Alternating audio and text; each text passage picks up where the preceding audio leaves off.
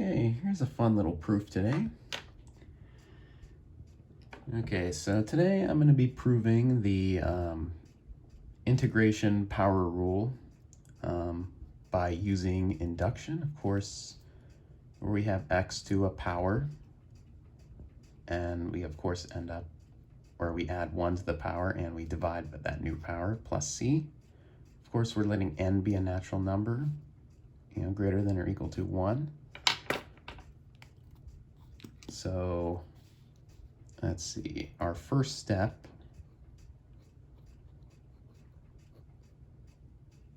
is going to be our base case at n equals 1.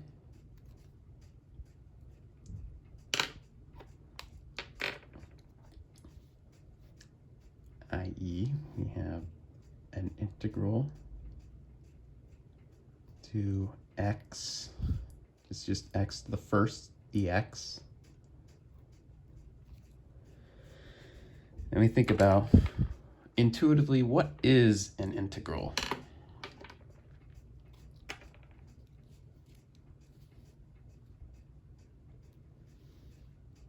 And we think about it this way. Let's plot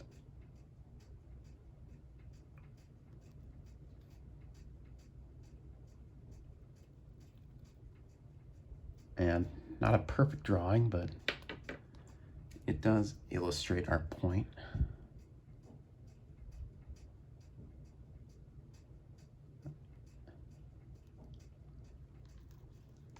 So I want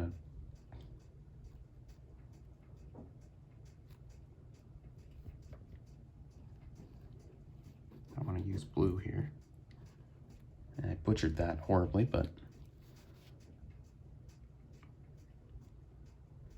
now let's draw arrows indicating this is a continuous function on the entire real number line. X, or f of x. And we think about the area, which is going to be this part, area on, from our line to our x-axis.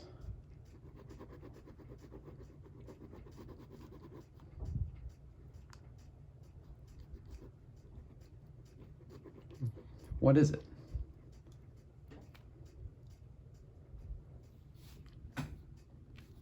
And we know the area of a triangle is 1/2 base times height.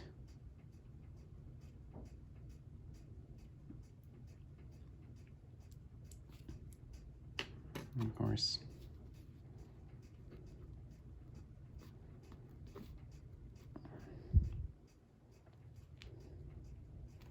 it's 1/2 times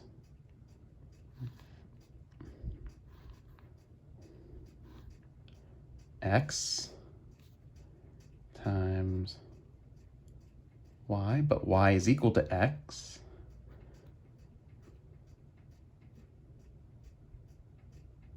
Which is also x, which is, of course, 1/2 x squared.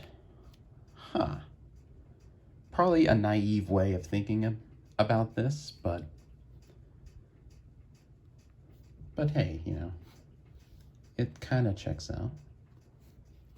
So our integral is, of course, x squared over 2 plus c.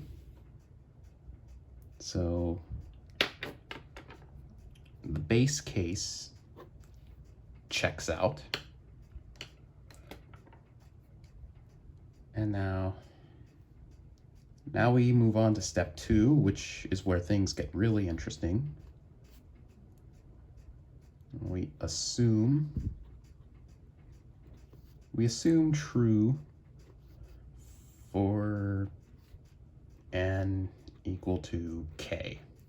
So anything up 1, 2, 3, all the way up to k is all true.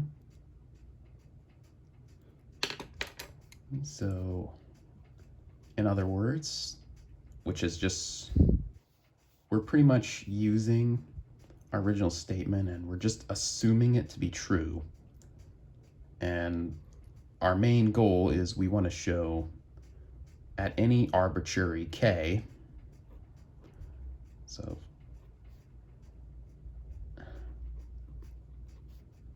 x to the k plus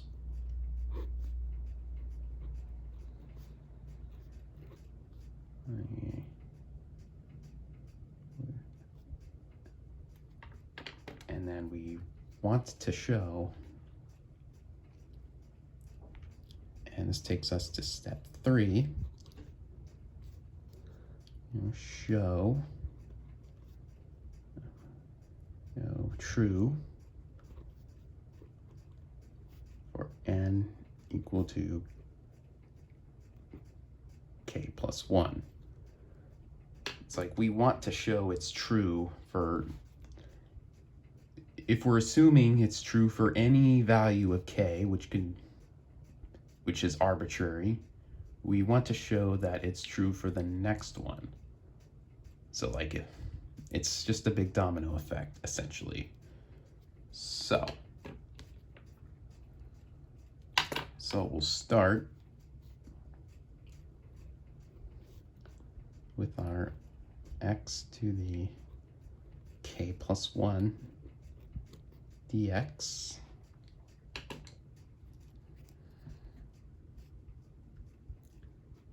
And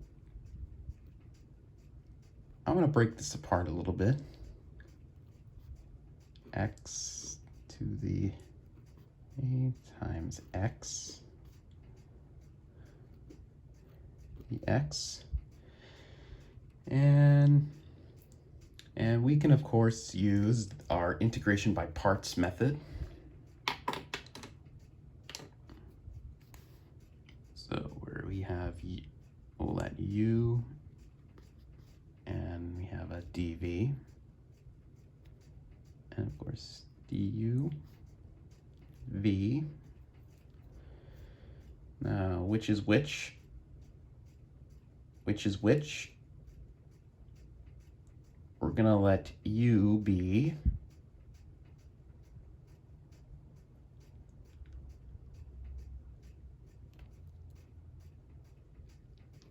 x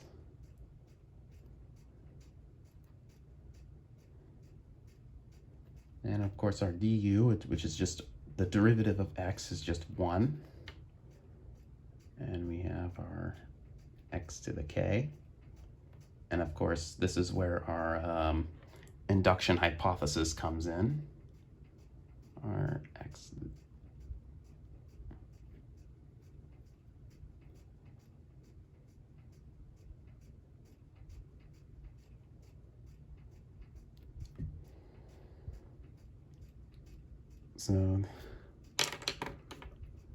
So this is going to be equal to, we have our uv. This expression here is just going to be x to the k plus 2 over k plus 1.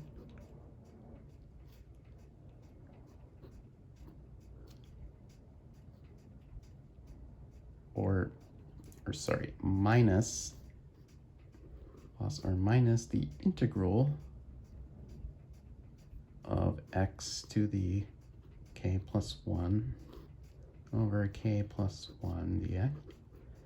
And we kind of dug ourselves into a pit here because we just ended up with an x to the k plus 1 again. So what we can do, we can just bring this down. Since this is equal to this,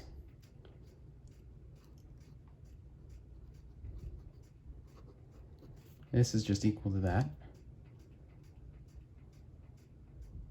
And we can just add this to the other side.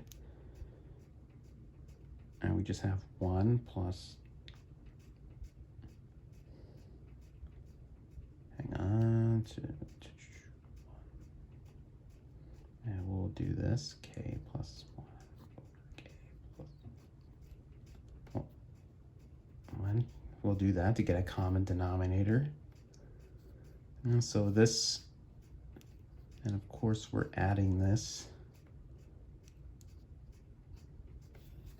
to both sides.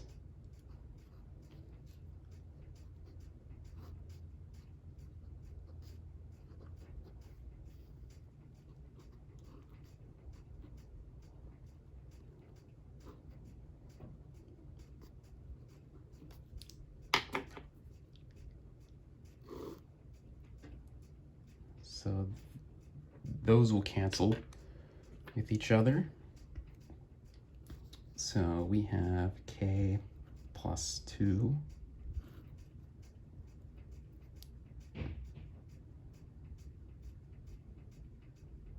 we have 1 over k plus 1. There's the integral times the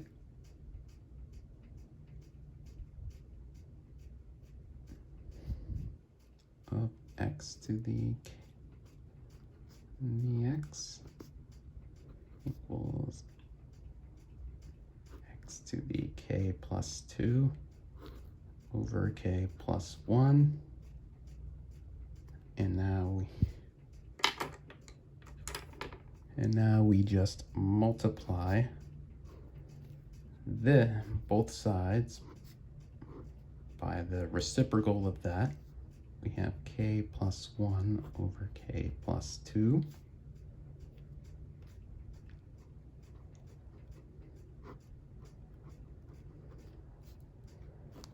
This and that cancels with that. So ultimately, and also this will cancel with that. So ultimately, we get x to the k plus 1 dx is equal to x to the k plus 2 over k plus 2. We can also look at it like this. X to the k plus 1 plus 1. That way it's a little more obvious. Of course, add a plus c for fun. And when we can draw a conclusion. And our conclusion, and the formula holds for all